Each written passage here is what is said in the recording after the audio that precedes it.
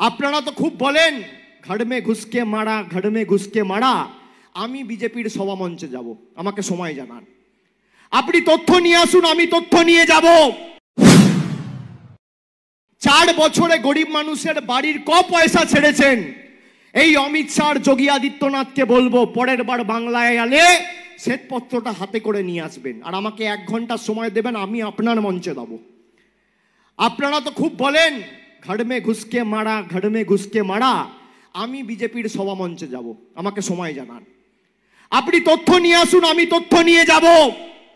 আপনি 10 বছর ক্ষমতায় আমার দক্ষিণ 24 পরগনা কোন মায়ের জন্য, কোন বাবার জন্য, কোন জেলার ভাইয়ের জন্য, বৌদির জন্য, বোনের জন্য, এলাকার সার্বিক উন্নয়নের জন্য 10 পয়সা পাঠিয়েছেন কেন্দ্র থেকে?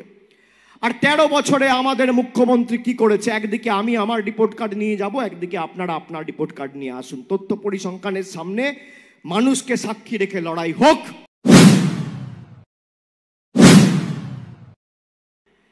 আজকে অমিত শাহ ভারতবর্ষের স্বরাষ্ট্রমন্ত্রী, যে 3 বছর আগে এসে সুন্দরবনে বলে গেছিল সুন্দরবনের উন্নয়নের জন্য 2 লক্ষ কোটি টাকা দেবো, সে আজকে সভা করতে এসে বর্ধমানে বলেছে আমার নাকি মুখ্যমন্ত্রী হওয়ার ইচ্ছা, আমার রাজনৈতিক ভবিষ্যৎ ওনারা শেষ করবে না, আমার কোনো পদ লাগবে না, আমি সারাক্ষণ সর্বক্ষণের মানুষের কর্মী, এর জন্য কোনো স্ট্যাম্প লাগে না, সাংসদ রয়েছি তাও মানুষের কাজ করছি, যেদিন থাকবো না সেদিনকেও করব। আমার পরিচয়, আমার সার্টিফিকেট আপনার থেকে নিতে হবে না। আর আপনি যদি চান অভিষেক বন্দ্যোপাধ্যায় রাজনীতি ছেড়ে দিক, আপনাকে 3টে অপশান আমি দিচ্ছি, 3টে সুযোগ দিচ্ছি। পারলে লুফে নিন, করতে পারলে করো, লড়তে পারলে লড়ো, আর ধরতে পারলে ধরো, নইলে মুখ বন্ধ করে ফ্লাইট ধরে দিল্লিতে চলে যাও, বসে পড়ো। 3টে সুযোগ দিচ্ছি। 1, বাংলার 1,64,000 প্রাপ্য পাওনা, 1,64,000 কোটি টাকা আপনারা গায়ের জোরে আটকে রেখেছেন, গরিব মানুষের টাকা ছেড়ে দিন। অভিষেক বন্দ্যোপাধ্যায় 24 ঘন্টার মধ্যে তৃণমূলের হয়ে ভোট চাইতে যাবে না, রাজনীতি থেকে অবসর নেবে, কথা দিলাম। 2 নম্বর রাস্তা, 2 নম্বর কি? গরিব মানুষের ছাদের যে টাকা আপনারা আটকে রেখেছেন, গরিব মানুষের বাড়ির টাকা যেটা আপনারা আটকে রেখেছেন, 1 মাসের মধ্যে সে টাকা ছেড়ে দিন। আমি রাজনীতি করব না, ছেড়ে দেবো। আমরা রাজনীতি করি মানুষের উন্নয়নের জন্য, আমরা নিজেদের স্বার্থে রাজনীতি করি না। আপনারা রাজনীতির মধ্যে রাজে বিশ্বাসী, আমরা রাজনীতির মধ্যে নীতিতে বিশ্বাসী।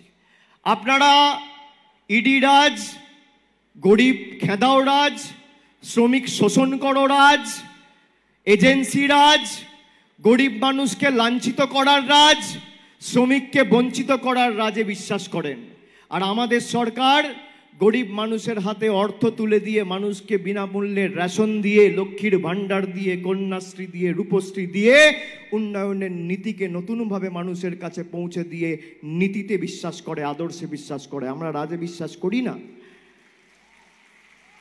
আর 3য় অপশন, 3 নম্বর রাস্তা, ডায়মন্ড হারবারে এখনো মনোনয়ন দেওয়ার সময় হয়নি, আপনি নিজে এসে আমার বিরুদ্ধে লড়াই করে আমাকে হারান, আমি রাজনীতি ছেড়ে দেব।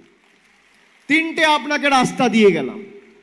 আপনি আমাকে বলছেন যে তৃণমূল কংগ্রেস অভিষেক ব্যানার্জিকে মুখ্যমন্ত্রী বানাতে চায়, মমতা ব্যানার্জি বানাতে চায়। আপনি নিজের মনের সুপ্ত বাসনা বলছেন, আপনি আপনার ছেলেকে BCCI এর প্রেসিডেন্ট বানাতে চান। সবাই আপনার মতো নয়, আপনি জীবনে আন্দোলন করেননি, আপনার বিরুদ্ধে একাধিক অভিযোগ রয়েছে। আজকে কাউকে ইডি CBI ডাকলে আপনারা চোর বলেন, আপনি নিজে জেলখাটা আসামি। আপনাদের কাছে আমাদের নীতি আদর্শের কথা শিখতে হবে না।